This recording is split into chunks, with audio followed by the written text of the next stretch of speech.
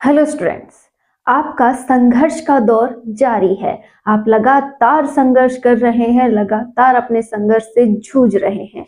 याद रखिएगा, इस संघर्ष के सफर में आप अनाथ हैं। कहने का अर्थ है आपका अभी साथ देने वाला कोई नहीं है, दो बात सुनाने वाले हैं, साथ ही साथ आपको ताने भी मिलने वाले हैं। लेकिन आपको डटे रहना है, अड़े रहना है, इन विपरीत परिस्थितियों में अपने आप को मजबूत बनाए रखना है।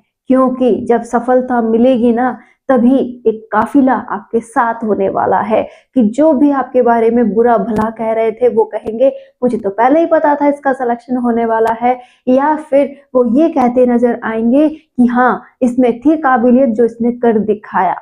तो आपको बस उसी दिन का इंतजार करना है और अपने आंखों में एक सुनहरा सपना सजाना है कि हाँ, मैं कर लूंगा, मैं अपनी मंजिल तय कर रखा, मैं अपनी मंजिल को पा लूंगा और हर संभव प्रयास में इसके लिए करूंगा।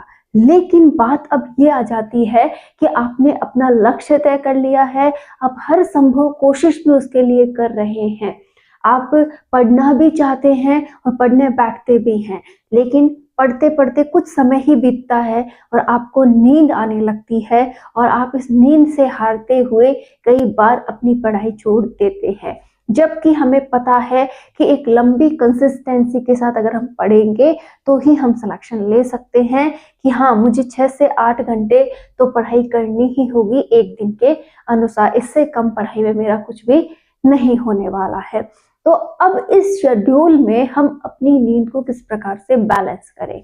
मैं आपको कुछ भी ऐसा एक्स्ट्रा नहीं बताने वाली जो कि आपके लिए नुकसानदायक हो।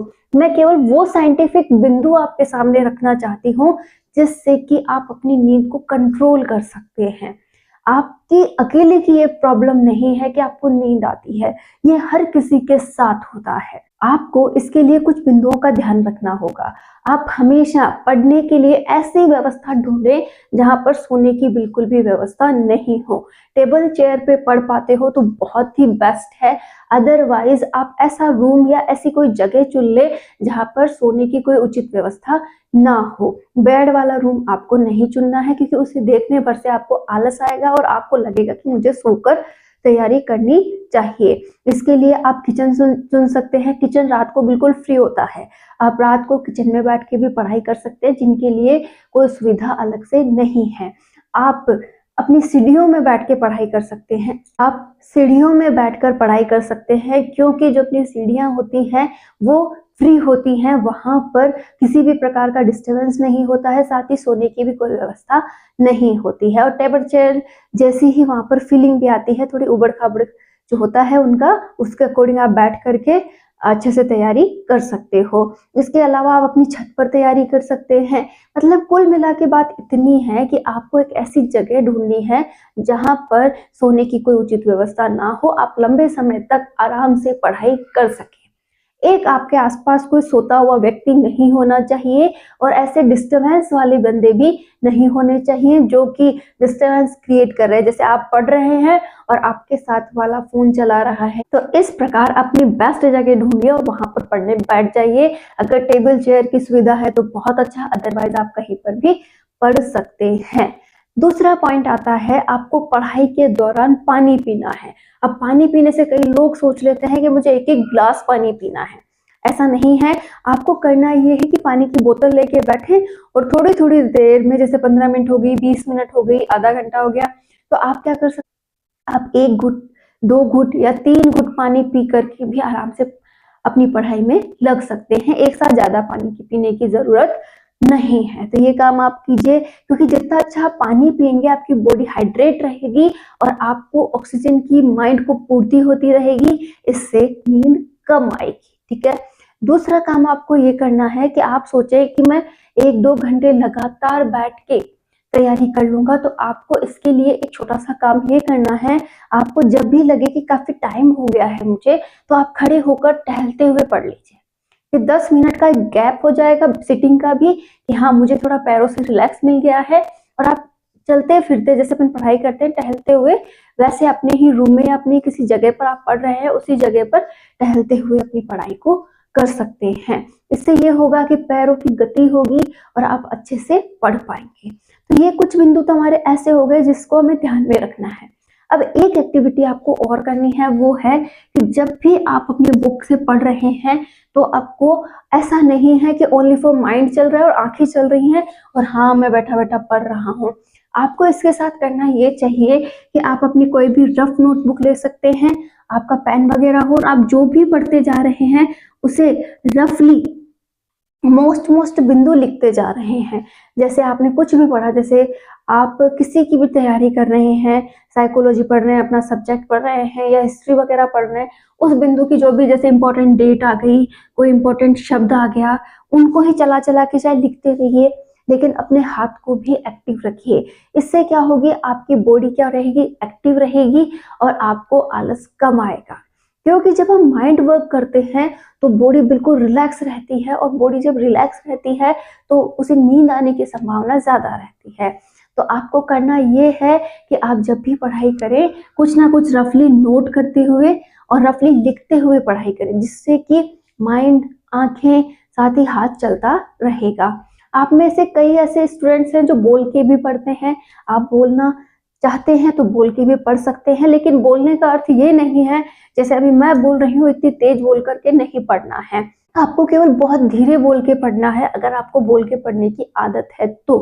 कि धीरे बोल के पढ़ने से आपका मुंह भी क्या करेगा, एक्टिविटी करेगा। इस प्रकार से अगर आप थोड़े थोड़े बिंदुओं को अपने अंदर इंप्रूव करते हैं तो आप अपनी नींद को दूर कर सकते हैं। अब बात आती है उस मोस्ट बिंदु की जिसके बारे में हर कोई आपसे कहता है और वो वाकई में कारगर भी है। आपको क्या करना है, आपके लक्ष्य को एक आधार बनाना है कि मैं बिल्कुल क्लियर हूं कि मेरा लक्ष्य यही है, मुझे इसी को पाना है। आपका लक्ष्य कुछ भी हो सकता है, आपका किसी भी ग्रेड का टीचर बनना हो, पुलिस में जाना हो, या फिर आप किसी भी एग्जाम की तैयारी कर रहे हो। आपको सीधा सीधा ध्यान रखना है कि मुझे मेरा लक्ष्य पाना है, इसे पाने के लिए मैं हर संभव कोशिश करूंगा, जितना मुझसे बेस्ट हो सके मैं उतना अच्छा करूंगा। और हर समय माइंड में एक ही बात रखनी है कि मुझे जागना होगा, मुझे पढ़ना होगा, मुझे अपने हालात बदलने हैं, तो मुझे आज ये नींद खराब करनी होगी। आप अपने आप को अंदर से मोटिवेट रखिए। जब भी आपको आलस आने लगे, नहीं मुझे आलस नहीं करना है, मुझे एक रेगुलरिटी बनानी है। जैसे जैसे आप अपने आप से लड़ने लगेंगे, आप 20-25 दिन अगर अपना रूल फॉलो कर लेते हैं कि हाँ इतने घंटे मैं सोऊंगा और इतने घंटे मैं पढ़ाई करूंगा, तो आपका शरीर जरूर आपको परेशान करेगा। वो बार बार आपसे कहेगा कि तेरे से बस का नहीं है, तू नहीं कर सकता इतना, तू आराम कर, ठीक है। लेकिन अगर आप उस जीत गए, 20-25 दिन आपने वो रूटीन फॉलो कर लिया, तो आप उस पॉइंट के क्या हो जाओगे, आदी हो जाओगे, और आपको रेगुलरिटी में वो रूटीन, आपके लिए वो रूटीन रेगुलरिटी में आ जाएगा और आपको किसी भी प्रकार का कोई दर्द नहीं होगा, किसी भी प्रकार का कोई आलस नहीं आएगा, और आप लगातार पढ़ाई भी जारी रख पाएंगे। तो ये बातें आपको ध्यान में रखनी है। अब बात ये आती है, कई स्टूडेंट पूछते हैं हमारे लिए कितने घंटे सोना सफिशिएंट है। मैं आपसे कहूंगी कि 5 घंटे से कम तो बिल्कुल मत सो, मिनिमम 5 घंटे आपको सोना चाहिए। इसको भी देखिए, अगर आप 8 घंटे सोने के आदी हैं तो आप एकाएक 5 घंटे नहीं सोने लग जाए, इससे आपकी हेल्थ को प्रॉब्लम हो सकती है। इसलिए आप क्या करें, पहले 7 घंटे की आदत डालें, फिर 6 घंटे की आदत डालें, फिर 5 घंटे की आदत डालें, और इस कार्य को करने में आपको 15 से 20 दिन लग जाएंगे। लेकिन आप धीरे धीरे करके इसमें इम्प्रूव कर सकते हैं। बेस्ट रहेगा कि आप 5 घंटे तो मिनिमम जरूर सोएं। अगर आपको रात को पढ़ने की आदत है तो आप रात को पढ़े, आपको सुबह पढ़ने की आदत है तो आप सुबह पढ़े, कोई रोक टोक नहीं है। ये हर किसी इंसान के लिए अलग होता है, जैसा जिसका नेचर है वो उसी अकॉर्डिंग सोना पसंद करेगा, उसी अकॉर्डिंग पढ़ना भी पसंद करेगा। अगर आप रात को कंफर्टेबल हैं तो बहुत अच्छा, आप दिन को कंफर्टेबल हैं तो बहुत अच्छा। लेकिन कुल मिला के बात एक ही है कि आपको आपके लक्ष्य को पाने के लिए दिन रात एक करते हुए पढ़ाई करनी है। किसी को रात को पढ़ना पसंद होता है कि चलो सब सो गए हैं, शांत माहौल है, अब मेरी पार्टी जारी है, मतलब मेरी पढ़ाई जारी है। वो भी व्यक्ति हैं, बहुत सारे स्टूडेंट हैं ऐसे। और कई ऐसे स्टूडेंट्स हैं जो सुबह जल्दी उठ करके पढ़ना पसंद करते हैं, दोपहर में पढ़ना पसंद करते हैं। तो आपकी कैटेगरी चाहे जो भी हो, टारगेट एक ही रखना कि हाँ मुझे अपने लक्ष्य को पाना है।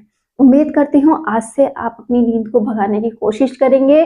कौन कौन से काम करने हैं, अच्छा खाना है, लिमिट में थोड़ा थोड़ा करते हुए अच्छे से पानी पीना है, अच्छी जगह बैठ के पढ़ना है, साथ ही अपने माइंड को फ्रेश रखना है कि किसी भी प्रकार का स्ट्रेस ना हो पाए। और सारा समर्पण एनी टाइम अपने माइंड में किसका होना चाहिए, अपने लक्ष्य का होना चाहिए, और जो पढ़ रहे हो उसका बार बार मनन होना चाहिए। यही वो बिंदु हैं जो आपको सफलता दिलाएंगे।